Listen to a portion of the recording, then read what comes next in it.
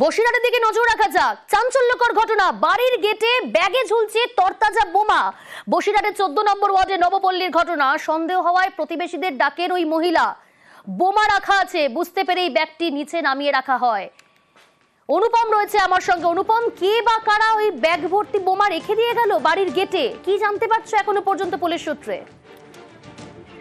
দেখো প্রিয়াঙ্কা, স্বাধীনতা দিবসের দিন সকালে একদম ঘুম থেকে উঠেই চক্ষু চড়ক এক মহিলা, নাম কাকলি মন্ডল, বসিরহাট 14 নম্বর ওয়ার্ডের নবপল্লী এলাকার ঘটনা। তিনি সকালে উঠে যখন গেট খুলতে যায় তখন দেখে গেটের ঠিক মাঝখানে সেখানে একটা ক্যারি ব্যাগে একটা ঝুলছে। সে তখন ফাঁকা করে দেখে সেখানে একটা বোম। সে পরিষ্কার না বুঝতে পারলেও সে এলাকার মানুষকে ফোন করে। এলাকার মানুষ এসে দেখে যে একটা তরতাজা বোম সেখানে ক্যারি ব্যাগে ঝোলানো রয়েছে, এমন ভাবে ঝোলানো রয়েছে যে গেট খুললে সেই বোমটা তলায় পড়ে ফেটে যাবে এবং কাকলি মন্ডল আহত হবে, এমনই পজিশনে বোমটা রাখা ছিল। এরপর বসিরহাট থানার পুলিশকে খবর দেওয়া হলে বসিরহাট থানার পুলিশ গিয়ে সেই বোমটি উদ্ধার করে। যদিও এলাকার মানুষ তার আগে সেই বোমটিকে জল দিয়ে গেট থেকে সরিয়ে নেয়। এলাকার মানুষ এবং কাকলি মন্ডল যেটা জানাচ্ছে যে এই কাকলি মন্ডলকে গত কয়েকদিন ধরে এলাকার বেশ কয়েকজন দুষ্কৃতী তাকে হুমকি দিচ্ছে, তার বাড়ি ছেড়ে দেওয়ার কথা বলছে এবং সে এখানে বাড়ি করেছে তার জন্য 3 লক্ষ টাকা দাবি করছে। এবং এই যে বোম রেখেছে সেই সব দুষ্কৃতীদের মধ্যেই কেউ না কেউ এই বোমটা রেখেছে যাতে কাকলি মন্ডলের ক্ষতি হয় বা কাকলি মন্ডলের প্রাণনাশ হয়, এরকম ভাবে এমনটাই কিন্তু অভিযোগ করছে কাকলি মন্ডল। এবং এই মর্মেই কিন্তু বসিরহাট থানায় অভিযোগ দায়ের করেছে এবং অভিযোগ দায়ের পরে কিন্তু এই বোম কারা রাখলো বা কি করে রাখলো, কি কারণে রাখলো, পুরো বিষয়টি খতিয়ে দেখছে এবং তদন্তে নেমেছে বসিরহাট থানার পুলিশ। বেশ প্রিয়াঙ্কা, আমি সকালবেলা উঠেছিলাম, উঠে দেখছি এখানে একটা ক্যারি ব্যাগ ঝুলছে। এবার ঝুললে এবার আমার একটু সন্দেহ হয়, আমি পাশে একজনকে ফোন করে ডাকি, ডেকে তখন উনি এসে বলে বৌদি এটা বোম আছে শিগগিরই জল দেন, বলে উনি জল দিয়েছে। দিয়ে আমি তখন বললাম আমার হাত দিতে ভয় লাগছে, তখন উনি কী করলো ক্যারি ব্যাগটা ওখানে রাখলো।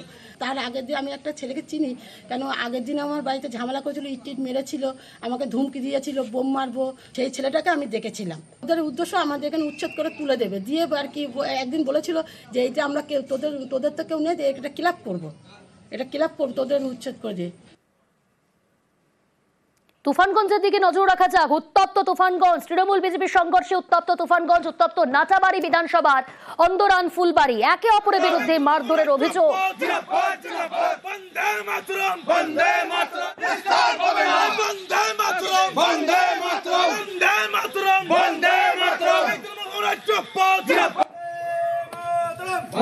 বৈঠক চলাকালীন বিজেপির পঞ্চায়েত প্রধানের বাড়িতে হামলা, তৃণমূলের বিরুদ্ধে অভিযোগ। বিজেপির পাল্টা তৃণমূল অঞ্চল যুব সভাপতিকে মারধরের অভিযোগ। দুপক্ষেরই মারধরের অভিযোগ অস্বীকার।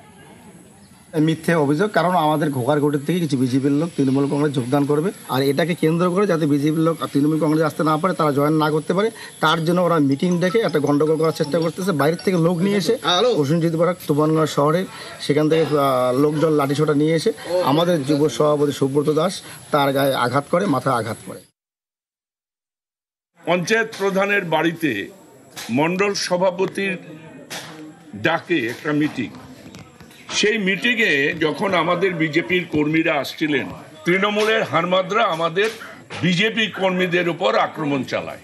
আমি কর্মীদের সাথে কথা বলবো, তাদের অবস্থা জানবো এবং পরবর্তী সময়ে প্রয়োজনীয় ব্যবস্থা গ্রহণ করব।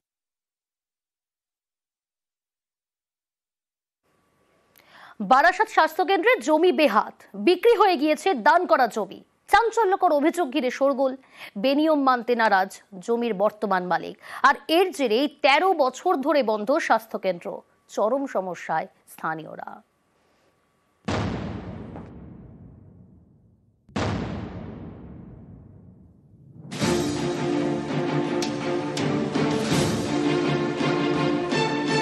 স্বাস্থ্যকেন্দ্রের চারদিকে ঝোপঝাড়, ভেতরে পড়ে পড়ে নষ্ট হচ্ছে সরঞ্জাম। অভিযোগ চুরি হয়ে যাচ্ছে দরজা জানলা। এ ছবি বারাসাতের কোটরায় সরকারি স্বাস্থ্যকেন্দ্রের। 13 বছর ধরে বন্ধ, কারণ এই স্বাস্থ্যকেন্দ্রের জমিটাই নাকি বিক্রি হয়ে গিয়েছে।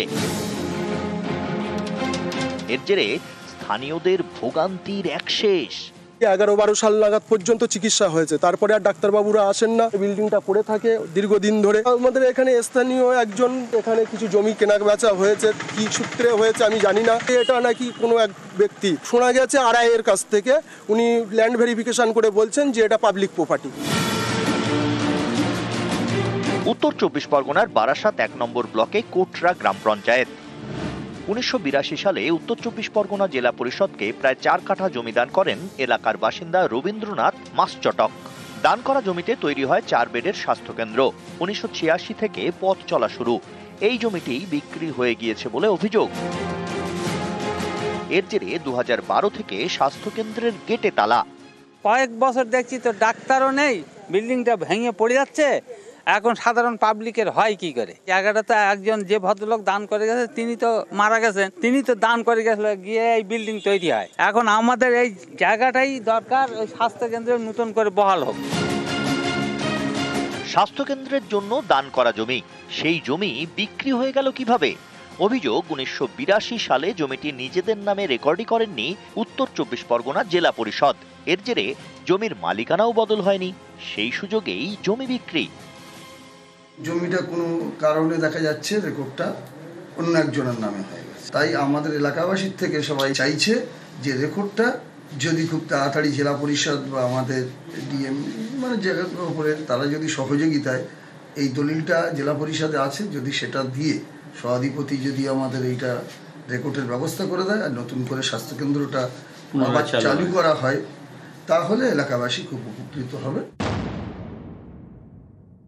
যে পলাশ মাস্টারটকের থেকে কিনেছি তিনি আমাকে 15 সালে বিক্রি করেছে, তাহলে আমরা কি করে 82 সালের দানপত্র করেছি এটাই বা জানবো? বিএলআর সাহেব আমাকে রেকর্ড করিয়ে দিয়েছে, সেই দলিলের মোতাবেকে রেকর্ড হয়েছে, আমি অবৈধভাবে করতে যাব কেন? আমি এই ব্যাপারে মাননীয় জেলা শাসক এবং আমাদের এডিএম এলআরও যারা দেখেন তাদেরকে আমি তদন্ত করতে দিয়েছি। আমরা প্রয়োজনীয় পদক্ষেপ করব। গ্রামবাসীদের যে অভিযোগ আছে এটা যদি সত্যি হয় তাহলে ওইটার পুনর্জীবন কিভাবে দেওয়া যায় স্বাস্থ্য দপ্তরের সাথে কথা বলে জেলা পরিষদ নিশ্চয়ই পদক্ষেপ নেবে।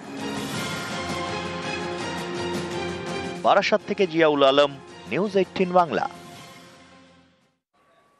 বেঁচে আছেন, রোজ চা বাগানে কাজও করছেন, এমন শতাধিক শ্রমিকের জাল ডেথ সার্টিফিকেট তৈরি করে পিএফ এর টাকা তুলে নেওয়ার অভিযোগ।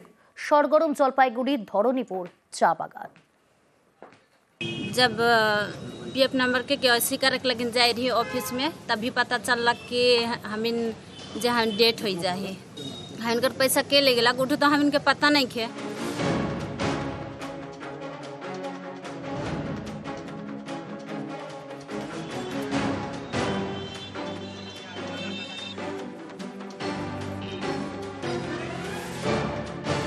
মাসে মাসে বেতন থেকে কাটা হয় পিএফ, অবসরের পরে এই টাকা বড় ভরসা। সেই পিএফ এর টাকায় জালিয়াতি। রোজ চা বাগানে কাজ করছেন শ্রমিক, অথচ তিনি নাকি মারা গিয়েছেন। তার জাল ডেথ সার্টিফিকেট তৈরি করে তুলে নেওয়া হয়েছে পিএফ এর টাকা। এমনই চাঞ্চল্যকর অভিযোগ জলপাইগুড়ির ধরণীপুর চা বাগানের শতাধিক শ্রমিকের। তাদের দাবি শ্রমিকদের জাল ডেথ সার্টিফিকেট তৈরি করা হচ্ছে, সেই সার্টিফিকেট দিয়ে পিএফ অ্যাকাউন্ট থেকে লক্ষ লক্ষ টাকা তুলে নেওয়া হয়েছে। जब पीएफ नंबर के केवाईसी करे लेकिन जाए रही ऑफिस में, तभी पता चलला कि हमिन जहाँ डेट हो जाए, इनकर पैसा के ले गला उठो तो हम इनके पता नहीं खे। हमारे धरणीपुर चाय बागान में तकरीबन 184 लोगों का बिना अनुमति के उनका पीएफ का पैसा और डीएलआई का पैसा उनका मृत घोषित करके उनका डेथ सर्टिफिकेट बना के पैसा निकाल लिया गया है। अभी तक तो ये किसने किया है वो हम लोग को पता नहीं है।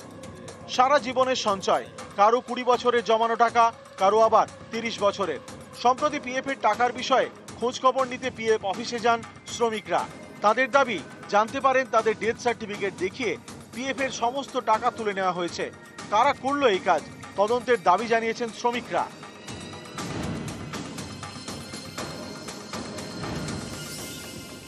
डेथ सर्टिफिकेट फर्जी है तो आपको उन अथॉरिटी से पूछना चाहिए।